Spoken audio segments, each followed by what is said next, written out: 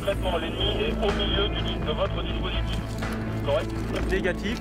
L'ennemi il est à 50 mètres, il se déplace et il est abrité derrière les cailloux. Ouais, reçu, hein. Donc n'hésitez pas, vous avez un... Se diriger dans le désert, tirer une bombe vers une cible ou encore communiquer en pleine mer.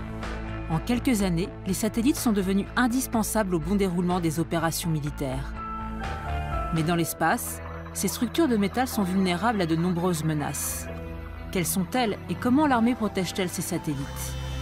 Dans ce numéro, nous vous emmenons un peu plus près des étoiles, découvrir les menaces et les dangers qui planent juste à 400 km au-dessus de nos têtes.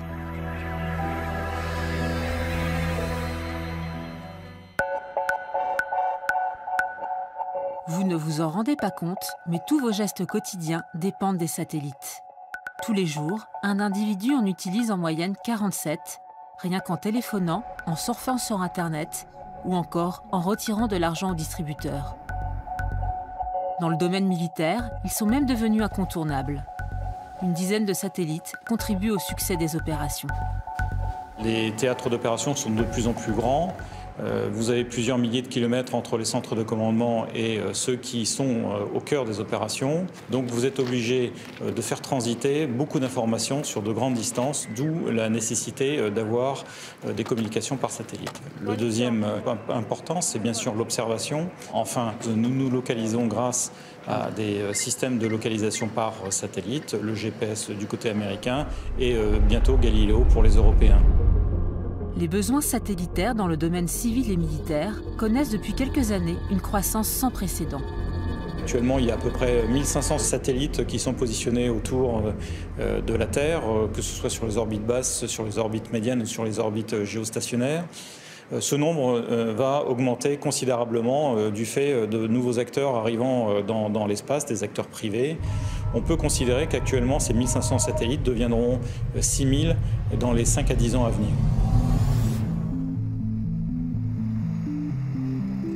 Pour surveiller ces milliers de satellites en orbite, une vingtaine d'experts de l'armée de l'air ont les yeux rivés sur l'espace jour et nuit.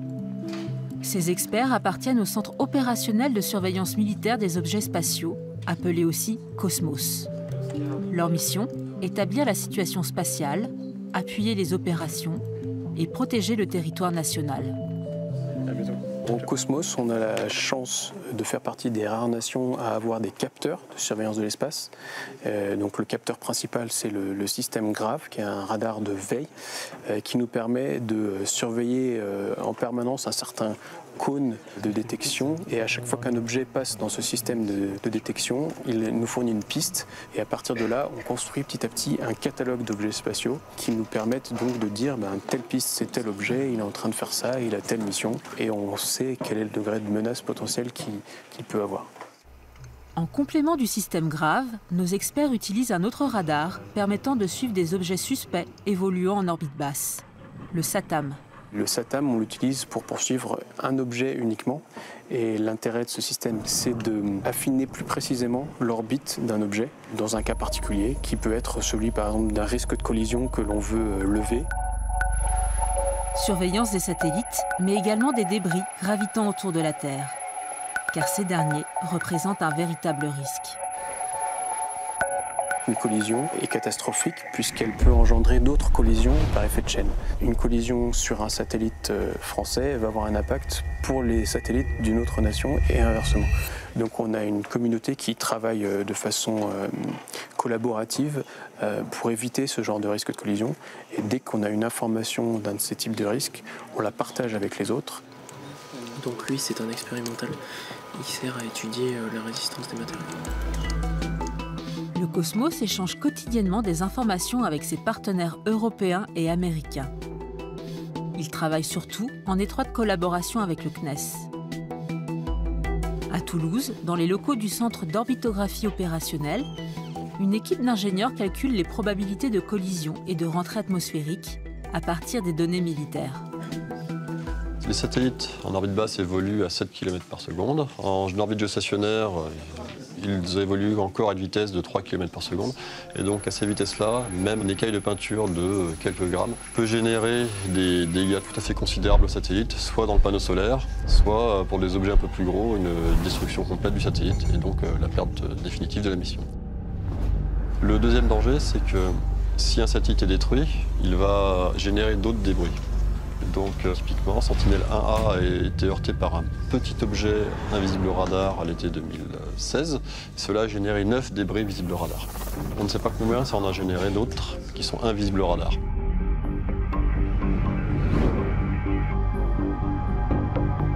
Des objets plutôt insolites gravitent en orbite autour de la Terre. Gants de cosmonautes, sacs à outils ou encore appareils photo. Mais ces objets anodins représentent un véritable danger et nos satellites doivent ponctuellement réaliser des manœuvres d'évitement. Quand nous recevons donc des messages d'alerte, nous calculons la probabilité de collision pour chacune de ces alertes. Une fois que cela est fait, nous communiquons vers le centre de contrôle le scénario d'évitement quand il est nécessaire et charge à eux de nous dire si la manœuvre leur convient ou si on doit trouver un compromis entre la mécanique spatiale d'un côté et les contraintes satellite émission de l'autre. Si tu remets les dispersions initiales. Du 2, 1, 3. Non, le max il est là.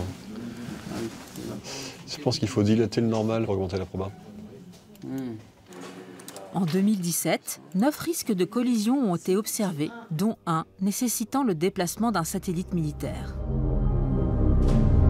Autre phénomène sur lequel veillent nos vigies de l'espace, les retombées de débris dans l'atmosphère terrestre. Tous ces objets n'ont pas une durée de vie éternelle. Au bout d'un moment, ils deviennent inactifs et finissent par retomber sur Terre pour ceux qui sont les plus proches. Et s'ils retombent et qu'ils ne sont pas complètement dégradés dans l'atmosphère, notre intérêt, c'est de savoir où ils retombent, qu'ils ne retombent pas sur les populations.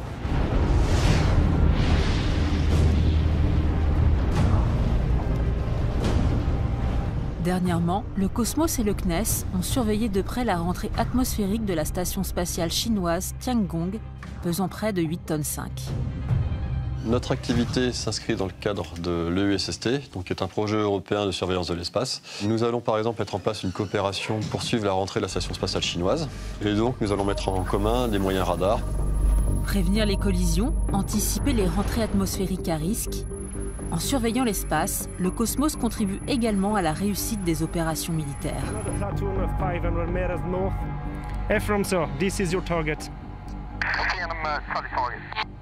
Coming from the northeast towards southwest on your position.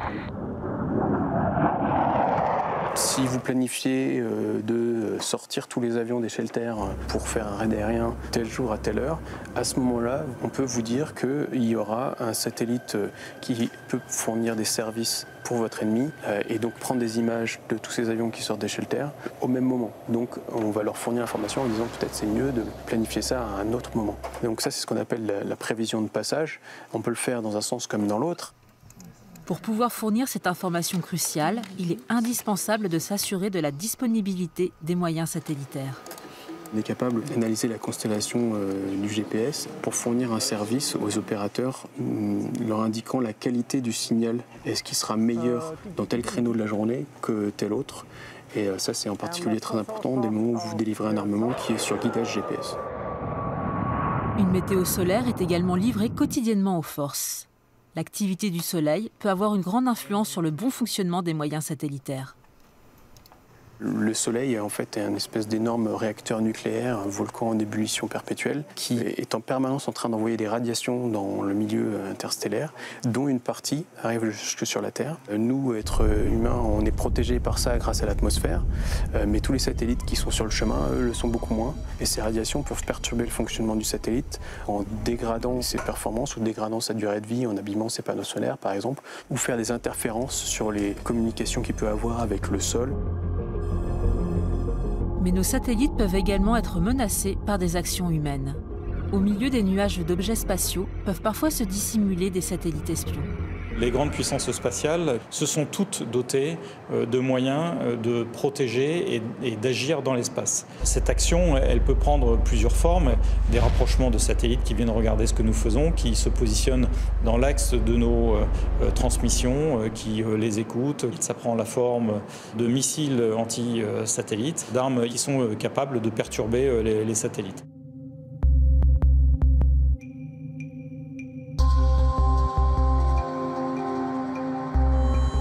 Ces satellites espions sont une menace prise très au sérieux par le ministère des Armées, qui envisage de renforcer la robustesse de ses futurs engins satellitaires de rénover ses moyens de surveillance spatiale et de consolider sa coopération avec les pays européens. L'espace appartient à tout le monde. Il est régi par un traité dit traité de l'espace de 1967. Ce qui n'est pas accepté, c'est l'usage agressif d'armes dans l'espace ou depuis l'espace. Si on écoute un certain nombre de représentants de nations majeures, on note une certaine agressivité dans le discours et une affirmation de l'espace est un domaine de confrontation. La France prône une utilisation pacifique de l'espace, c'est fondamental. Pour autant, ces menaces, il faut absolument les prendre en compte parce que, encore une fois, l'espace est tellement dimensionnant pour nos opérations qu'il n'est pas envisageable d'être vulnérable et de ne pas pouvoir utiliser ces ressources spatiales. Sans cette surveillance optimale de l'espace, nos opérations militaires seraient fragilisées et vulnérables. Les nouveaux enjeux géopolitiques impliquent une profonde mutation du domaine spatial. Ainsi, l'espace deviendra peut-être le nouveau champ de bataille de demain.